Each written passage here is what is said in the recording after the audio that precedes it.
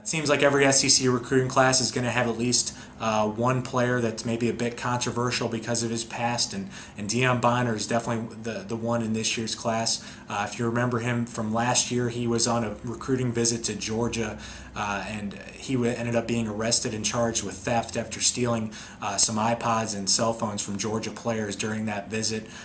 He served his time, had an 8-game suspension, but he plays at one of the top Georgia high schools at Carver in Columbus.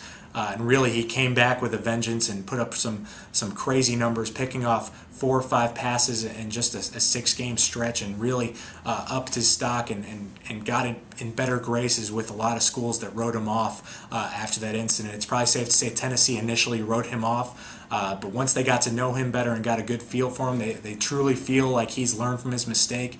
And really, Deion Bonner had no option but to learn from that mistake.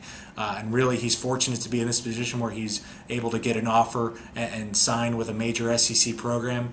And I don't think that's lost on him. And he's told reporters that. So look for him to be maybe on a shorter leash than a lot of players. But I think he's earned the Tennessee coach's trust.